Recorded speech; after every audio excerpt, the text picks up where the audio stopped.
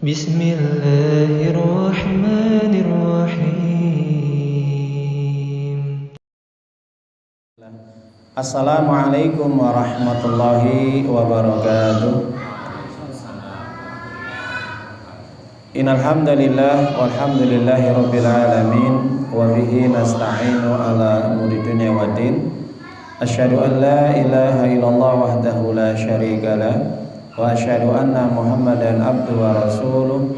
Allahumma shalli wa sallim wa barik ala Muhammad wa ala alihi wa sahbihi ajmain wa man tabi'ahum bi ihsanin ila yaumil qiyamah.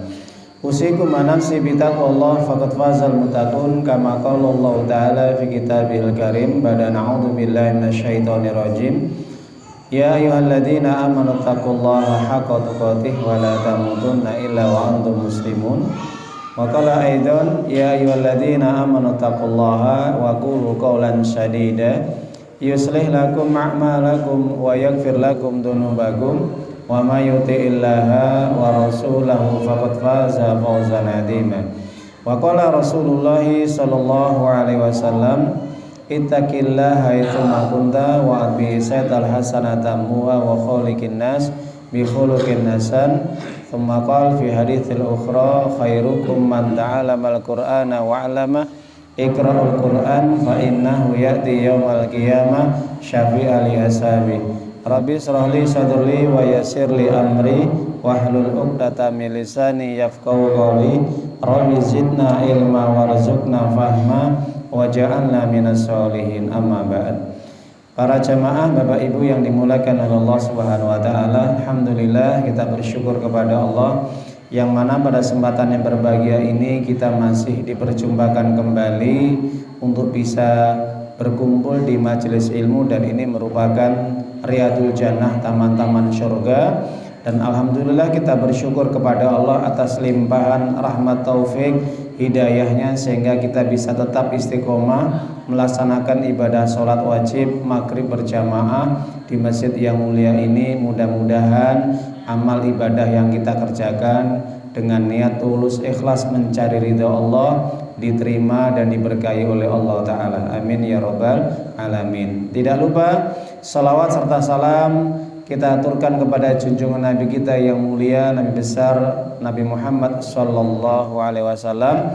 Begitu juga para keluarga, para sahabatnya dan umatnya yang hidup di akhir zaman ini. Mudah-mudahan kita semuanya senantiasa diberikan syafaat atas izin Allah nanti pada hari kiamat kelak. Amin ya rabbal alamin. Para jamaah Bapak Ibu yang dimuliakan oleh Allah Subhanahu wa taala, tanpa terasa kita sudah memasuki yaitu pada hari tasyrik, yang dimana pada hari Jumat kemarin kita melaksanakan ibadah kurban dan sekaligus bertepatan dengan hari Jumat. Itu merupakan keutamaan yang luar biasa. Mudah-mudahan semua amal yang kita lakukan baik ibadah wajib maupun yang sunnah mulai tanggal 1 Dzulhijjah hingga hari tasyrik ya, dan juga sampai terakhir di bulan Dzulhijjah, bulan haram ini, mudah-mudahan kita mendapatkan pahala yang besar, pahala yang agung, kita termasuk hamba-hamba yang dicintai oleh Allah Subhanahu wa taala. Amin ya rabbal alamin. Para jamaah Bapak Ibu yang dimuliakan oleh Allah Subhanahu wa taala, memang kalau kita perhatikan di dalam kehidupan kita itu tidak lepas yang namanya kadang-kadang kita bosan ya. Bosan dalam arti di sini kadang ada rasa jenuh untuk kita beramal. Tapi ingat bahwa Nabi sendiri mengatakan dalam hadis untuk senantiasa kita untuk tetap istiqomah meskipun kadang-kadang ada rasa bosan dalam diri kita.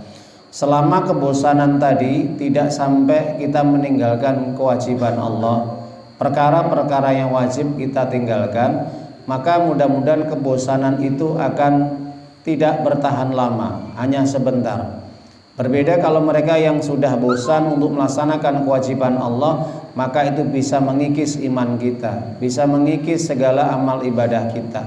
Karena Nabi sendiri mengingatkan hendaknya kita senantiasa untuk tetap memohon kepada Allah minta pertolongan kepada Allah agar senantiasa Allah menjaga iman kita, sehingga kita tidak futur, kita tidak bosan untuk beramal, baik yang sunnah apalagi yang wajib ya. Meskipun yang sunnah kadang-kadang kita tinggalkan, itu hal yang lumrah. Kenapa? Karena pada hakikatnya kalau kita kembali kepada sahabat Nabi pun itu pernah mengalami kadang-kadang yang dinamakan ada kejenuhan, kadang-kadang juga ada rasa bosan, ada juga kadang-kadang futur. Itu hal yang lumrah dan manusiawi. Kenapa? Karena selain Nabi Muhammad SAW tidak ada yang maksum, tidak ada yang terbebas dari yang namanya kesalahan dan dosa. Akan tetapi para sahabat Nabi memang sudah dijamin masuk surga.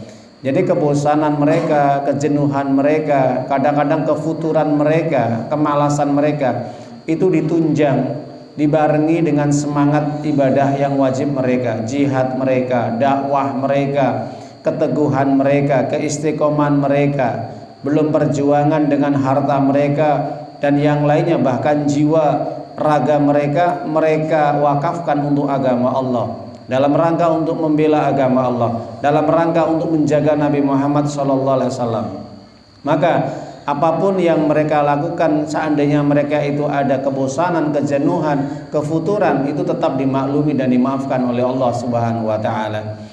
Maka hal ini pernah dialami oleh yang dimana ada sahabat Nabi Handolah mengadu kepada Abu Bakar As-Siddiq, "Ya Abu Bakar, sesungguhnya saya merasakan dalam diri sesuatu yang berbeda." Ada apa?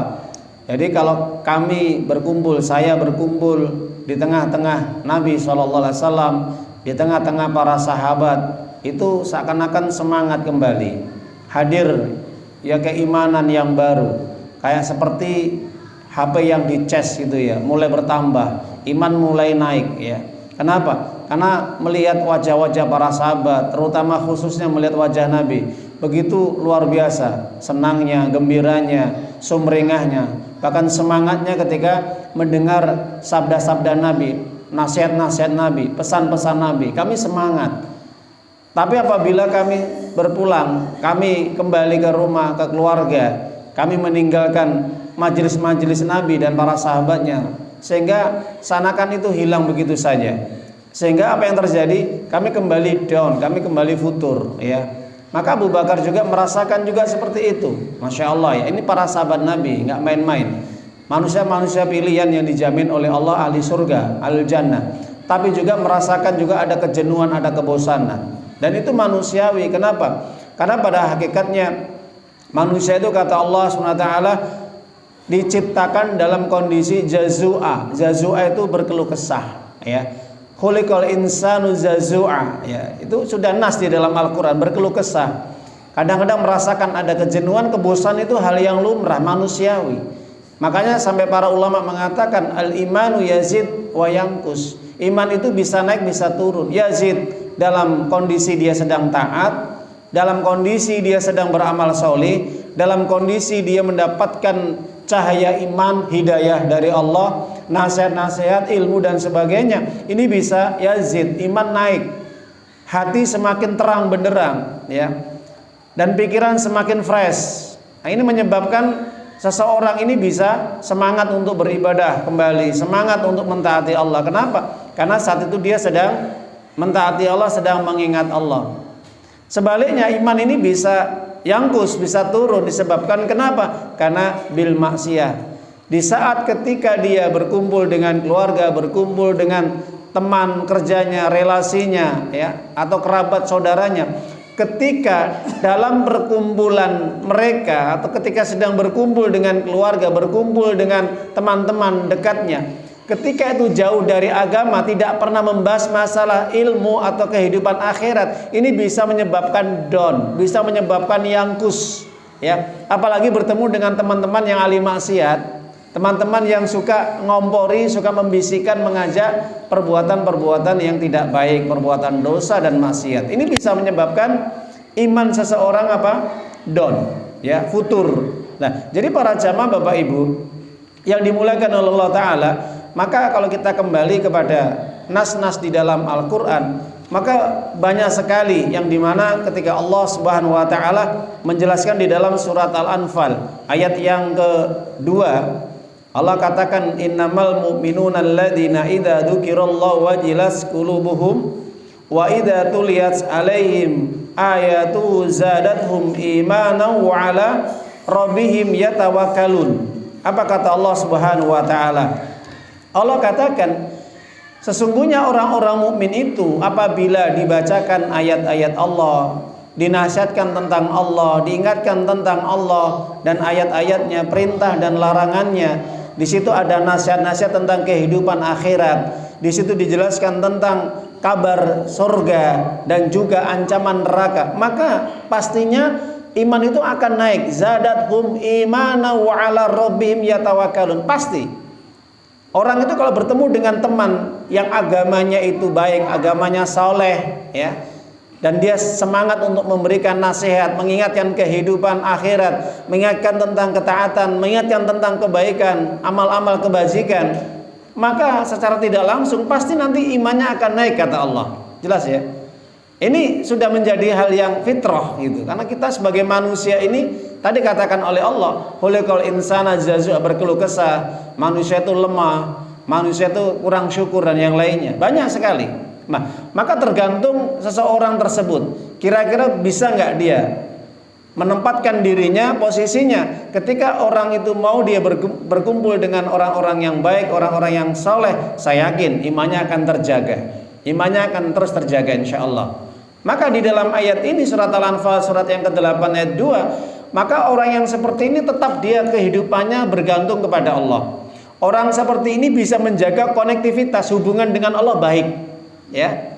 Meskipun kadang-kadang imannya turun, sekali waktu turun, tapi dia masih bisa menjaga hubungannya dengan Allah baik. Tawakalnya kepada Allah kuat, ya. Kepasrahan dirinya kepada Allah masih kuat, ya. Maka orang yang seperti ini, para jamaah Bapak Ibu, orang seperti ini dibuktikan dengan apa? Dibuktikan dengan ayat selanjutnya, ayat yang ketiga, alladzina amanu alladzina yuqimunas sholata wa mimma razaqnahum yunfiqun. Jadi orang-orang yang imannya bisa naik itu, dia orang-orang yang mudah tersentuh dengan nasihat, orang-orang yang gemar senang mendengarkan ayat-ayat Allah, pengajian, murotal, ya, kemudian sering mendengarkan nasihat-nasihat lewat apa saja. Maka orang seperti ini orang yang akan terjaga imannya. Seandainya dia turun akan cepat naik, insya Allah, ya. Kenapa? Hubungan dia dengan Allah itu sangat kuat. Tawakalnya dia kepada Allah itu sangat kuat sekali. Orang seperti ini tetap dia akan senantiasa mentaati Allah, beribadah kepada Allah, tunduk patuh hanya kepada Allah Subhanahu wa ta'ala dengan menjaga kewajiban-kewajiban Allah. Maka meskipun kadang-kadang yang sunnah itu dia berkurang, tapi tidak meninggalkan yang sunnah babar belas, ya. Tapi tetap dia menjaga kewajiban dan juga senantiasa melakukan yang sunnah, meskipun kadangkala yang sunnah dia tinggalkan. Maka orang seperti ini, kata Allah, dia tetap menegakkan sholat 5 waktu dengan tertib. Dia juga bisa menjaga sholat berjamaahnya, meskipun sekali waktu dia tinggalkan sholat berjamaah karena urusan-urusan duniawi atau pekerjaan-pekerjaan atau yang lainnya. Tapi orang seperti ini, Bapak Ibu, tetap menjaga sholat 5 waktunya. Dan juga kata Allah, orang seperti ini di samping menjaga sholat 5 waktunya, khususnya bagi laki-laki dia bisa menjaga sholat berjamaahnya. Dia orang yang senantiasa loman, dermawan, orang yang mudah untuk mengeluarkan hartanya di jalan Allah Subhanahu wa ta'ala, gemar berinfak, gemar bersedekah, gemar membantu orang lain, saudaranya, kerabatnya, orang tuanya. Orang seperti ini senantiasa, kata Allah, dijuluki ulaikamul mu'minuna haqqan. Masya Allah. Ayat yang keempat, ya, ayat keempat surat Al-Anfal, ulaikamul mu'minuna haqqan. Itulah orang-orang yang dikatakan oleh Allah dari kalangan orang mukmin yang sudah teruji keimanannya. Orang mukmin yang sebenarnya, orang mukmin yang diakui oleh Allah. Siapa? Yaitu mereka senantiasa mudah tergerak hatinya, gemetar hatinya, takut hatinya kepada Allah saja, bukan kepada yang lainnya. Dan terenyuh, ya, dengan nasihat-nasihat Allah ketika ayat-ayat dibacakannya.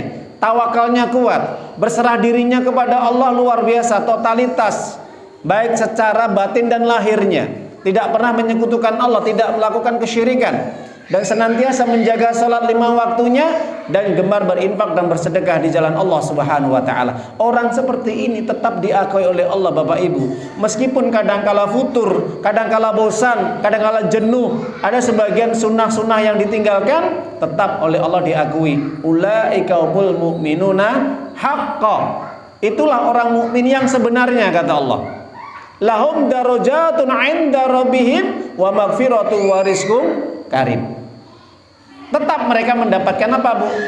Bapak Ibu, mendapatkan maghfirah, ampunan, mendapatkan rizq, yaitu rezeki, mendapatkan apa? Pahala. Masya Allah, langsung oleh Allah dikasihkan 3 ini, ya, ada ampunan, ada rezeki, ada pahala, ya, yang dimana Allah berikan hanya kepada mereka-mereka yang keimanannya sudah bisa teruji, keimanan bisa betul-betul terjaga dengan baik. Meskipun kondisi situasi hari ini Bapak Ibu, kita hidup di akhir zaman itu, Masya Allah ujiannya luar biasa. Apapun ujian yang Allah berikan, baik ujian masalah keluarga, ujian masalah ekonomi, ujian masalah agama, ujian-ujian yang lain, tapi mereka yang senantiasa tetap teguh pendiriannya di atas kebenaran, istiqomah di jalan yang benar, lurus, mudah-mudahan mereka orang-orang mukmin yang sebenarnya. Jadi para jamaah Bapak Ibu yang dimuliakan oleh Allah SWT, seandainya di antara diri kita ini mengalami yang seperti itu, maka yang paling terpenting adalah jangan pernah kita ini jauh dari Allah. Jangan pernah kita meninggalkan untuk berdoa kepada Allah. Jangan pernah kita ini meninggalkan sedikit pun atau satu pun kewajiban-kewajiban Allah. Seandainya yang sunnah-sunnah ini kadang-kadang kita abaikan, kadang-kala kita tinggalkan karena mungkin kondisi, situasi yang mungkin tidak menentu, berhubungan dengan pekerjaan, berhubungan dengan jual beli, bisnis, keluarga, atau yang lainnya. Tapi yang terpenting adalah jangan pernah meninggalkan kewajiban sholat. Yang kedua, jangan pernah meninggalkan majelis ilmu sebisa mungkin. Kenapa? Karena orang ketika sudah meninggalkan sholat, jatuhlah dalam kekufuran. Maka Allah tidak akan pernah mengakui keimanan seseorang kalau dia meninggalkan sholat. Kenapa? Berdasarkan surat Al-Anfal tadi, ayat yang ketiga dan 4. Orang yang masih menjaga sholatnya dan berinfak di jalan Allah dengan hartanya, itu orang mukmin yang sebenarnya. Jadi kesimpulannya, kalau dia tidak sholat, bukan orang mukmin Bapak Ibu. Jelas? Tidak diakui keimanannya, statusnya oleh Allah tidak diakui. Kenapa? Karena standar yang diakui oleh Allah, keimanan seseorang diakui oleh Allah adalah, yang pertama adalah setelah dia bersyahadat, mentauhidkan Allah, pengakuan terhadap Allah hanya satu-satunya ilah yang disembah, Tuhan yang ada di muka bumi ini yang disembah hanya satu, kemudian dia bisa menjaga sholat 5 waktunya. Kalau sholat ini sudah ditinggalkan Bapak Ibu, yang terjadi apa? Sudah hancur semua, rubuh semua. Karena sholat adalah tiang agama, kata Nabi Sallallahu Alaihi Wasallam. Rasul Islam, ya, bahwa di dalam Islam itu ada Rasul, ada urusan, ya, urusan di dalam satu urusan, pokok urusan adalah Islam, ya. Rasul amri al-Islam, wa amaduhu as-sholah, dan tiangnya adalah sholat. Wa dirwatuhu sanami al-jihad fi sabilillah, puncak yang paling tinggi jihad. Hadis Imam Tirmidzi. Jadi para jamaah Bapak Ibu, orang ketika dia sedang jenuh, sedang futur, sedang down, ketika ada masalah, jangan pernah tinggalkan kewajiban Allah yang prinsip ini, sholat. Saya ingatkan sekali lagi, jangan pernah tinggalkan sholat, sesibuk apapun, serepot apapun, ya. Kalau Anda sudah berani meninggalkan sholat 5 waktu, Anda telah memutus hubungan dengan Allah Subhanahu Wa Taala. Hilang tawakal Anda kepada Allah Subhanahu Wa Taala. Jelas Bapak Ibu, nggih? Ini penting sekali, surat Al-Anfal kita resapi secara mendalam. Seperti ini keterangannya para ulama. Nah, kemudian ketika orang itu sudah meninggalkan majelis ilmu, meskipun dia sholat, ini bisa membuat down yang lebih parah lagi. Kenapa? Karena dia tidak mendapatkan pencerahan, dia tidak mendapatkan siraman rohani. Hati seseorang itu, ya, sebagaimana para ulama mengutip satu riwayat, meskipun hadis ini lemah, didhaifkan oleh Syekh Albani, tapi kita mengambil, ya, kebaikan di dalamnya, hikmah di dalamnya. Apa katanya? Hati itu ibarat seperti besi, ya, bisa berkarat Bapak Ibu. Hati seseorang itu ibarat besi, bisa berkarat. Maka agar tidak berkarat, ya, bagaimana caranya? 2. perbanyak zikir, ya, perbanyak zikir dan perbanyak untuk senantiasa belajar agama atau mempelajari Al-Qur'an. Maka hati ini insya Allah nanti akan bisa gilap lagi Pak, cerah lagi Pak, berkilau lagi Bapak Ibu. Jelas ya? Makanya saya katakan sekali lagi, maka dua amalan yang wajib ini jangan pernah kita tinggalkan dalam kehidupan kita, ya. Jangan pernah kita tinggalkan dalam kehidupan kita. Kalau sampai kita tinggalkan, baik itu sholat 5 waktu, dan itu merupakan prinsip di dalam ajaran Islam, yaitu merupakan aslul iman, pondasi keimanan seseorang.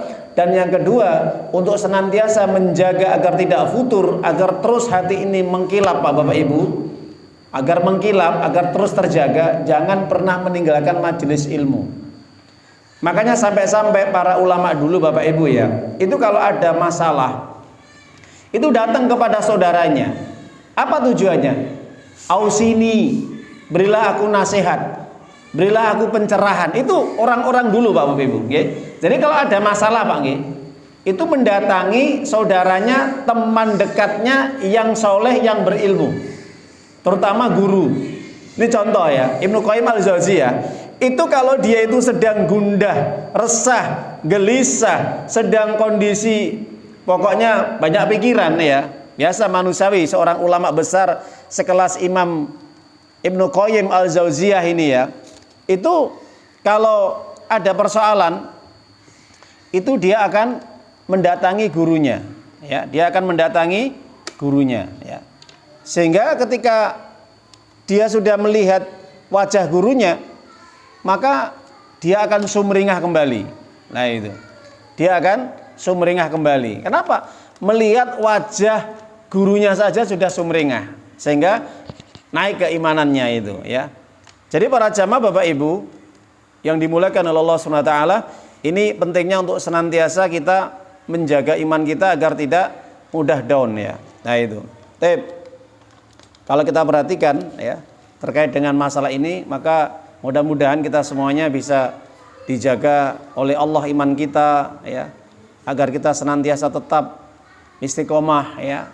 Arti di sini adalah tetap kita bisa menjaga perkara-perkara yang wajib, meskipun kadang-kadang kita sekali waktu meninggalkan yang sunnah, atau mungkin banyak waktu kita meninggalkan yang sunnah karena mungkin kecapean kita, keletihan kita, banyak pikiran kita, atau kemalasan kita, kebosanan kita. Kenapa? Sekali lagi yang saya utarakan di depan tadi, itu hal yang wajar, yang lumrah. Kenapa? Jangankan itu yang pernah dialami oleh sahabat Handolah. Ketika berkumpul dengan Nabi dan para sahabat semangat, tapi ketika pulang berkumpul dengan keluarga down kembali. Ya, seakan apa yang telah disampaikan, dinasihatkan oleh Nabi itu hilang begitu saja. Makanya saya kutip ya perkataan Hasan al-Basri, seorang ulama besar, seorang imam ya para tabi'in, imamnya para tabi'in. Hasan al-Basri rahimahullah azza wajalla yang wafat pada tahun 110 Hijriah, dia mengatakan seperti ini. Ikhwanuna aghla min indina min ahlina.